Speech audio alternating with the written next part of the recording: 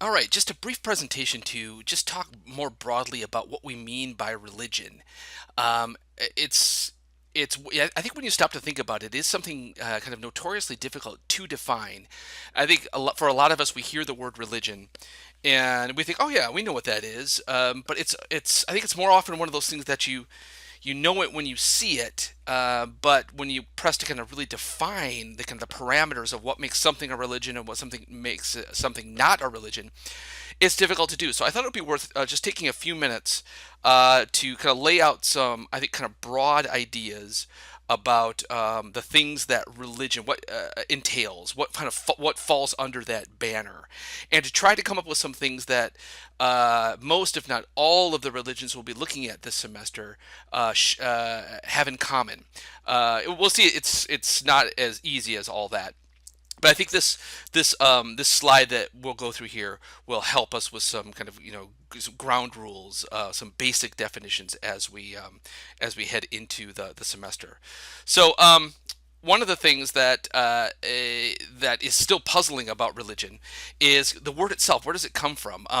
Most scholars of religion believe that it has its roots, like so many words in the English language, in Latin, the language of the ancient Romans, and it's our word religion seems to come from a verb in Latin, religare, which means to tie back or to bind again, or I've also seen it like to tie down, and the mystery, the question still is, okay, if we accept that, what exactly does that mean?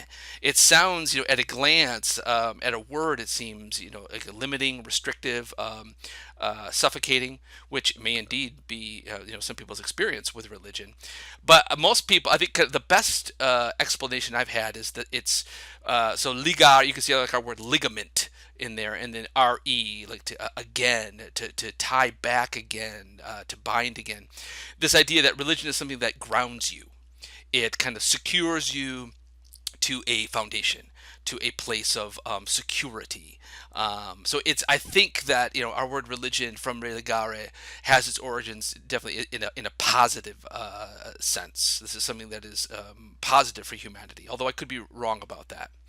So, I mean, one of the things that many people say, well, how do you define religion? Well, it has to do with God or the gods, or even just even the concept of the supernatural. This idea that there are beings, presences, powers, spirits that are kind of beyond what we can experience with our five senses, so to speak. There's something that's transcendent, we might say, beyond. It seems to be for many people a non-negotiable when talking about religions. Others will point to a kind of religion is interested in organizing physical space and things. That there are objects that are places that are sacred, and then there are objects and there are places which are in kind of academic language we call profane. Now, just a thing about that word, profane. We've all heard the word profanity, and I think when most of us hear that word or use that word, we mean something like a curse, or using foul language or something like that, and that's not quite what the word means in its original sense. Again, like religion, it also is a Latin-based word, and what it literally means is kind of in front of or outside the temple. A fanum in Latin is a temple, and pro means to be outside of or in front of. So it just means something outside of the sacred space. So you have the sacred things, inside the sacred space, and profane, outside the sacred space. Incidentally, we use the word, if you're a fan of something, or which is short for fanatic, that too comes from the same root. A fanatic in the ancient sense is someone who spends all of his or her time at the temple. Ritual acts focused on sacred objects or actions. That there are certain kind of performative things that you do that can fall under the banner of sacred as opposed to the profane. So, be it the burning of incense, meditation, prayer, singing of certain songs, have a ritual aspect to them, which profane songs, utterings simply don't have. There is sacred language, there is profane language. There are sacred acts, there are profane acts. A moral code believed to be sanctioned by the god or gods. So many people will, in defining religion, will point to, well, religion sets a standard of how you behave, what you do, what you don't do, what you ought to do, what you're striving for. And the reason that this is something you should strive for is because, again, it's beyond you. This is something that is sanctioned by something supernatural, something transcendent, something beyond humanity. It's not a creation of humanity. It's something, pick your phrase, written in the stars, written before time, grounded in some kind of ultimate power, and so therefore it's trustworthy and reliable. One also that I think our textbook for this course brings this up. Characteristically, religious feelings. Religion is something that, like, as something that you can't really explain in kind of scientific or mathematical or logical terms. When you feel awe or a sense of mystery, or even when you feel guilty about something, where does that feeling come from? If, for a religious perspective, I say, well, we are inborn with kind of this idea of what is transcendently good and what is bad, and so when you cross that line, your conscience bothers you, and so that's something that is not a human construct, but is something from beyond us. Or adoration, just the a desire to worship something, to give yourself over to something bigger than what we can see, hear, taste, and touch, and the like.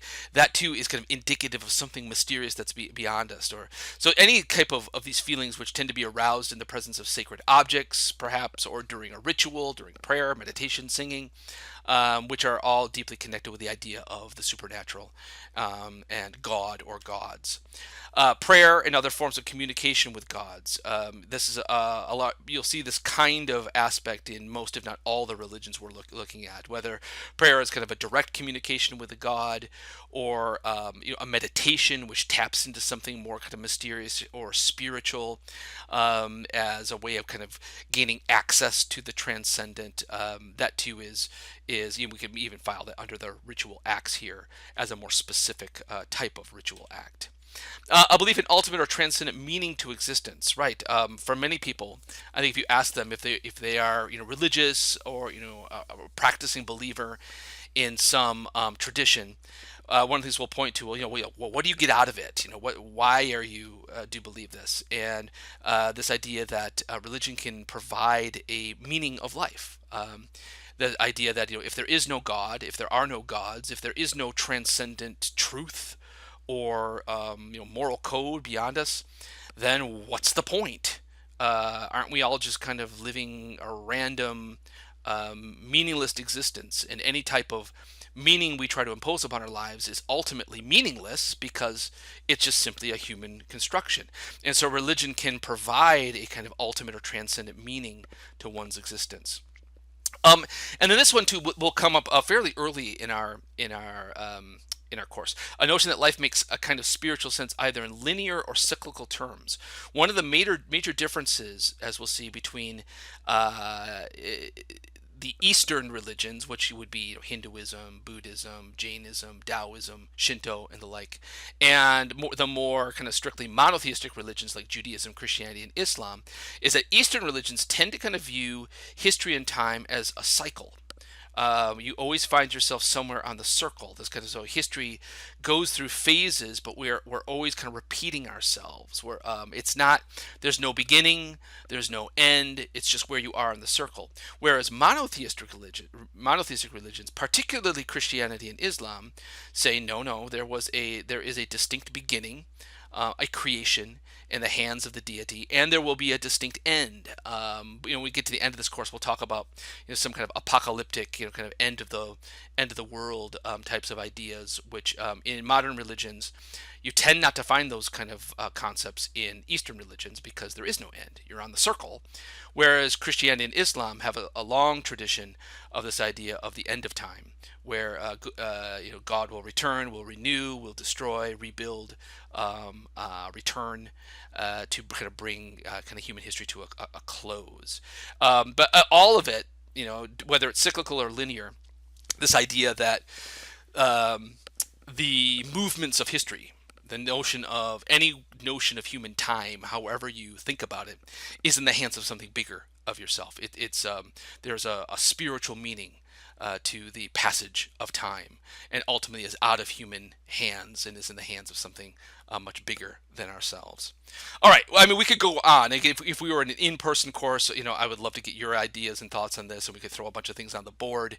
But I think as kind of a basic starting point, hopefully you'll find this useful, and this is something we can kind of go back and check against and use as a touch point as we get into the specifics of the religions down the road.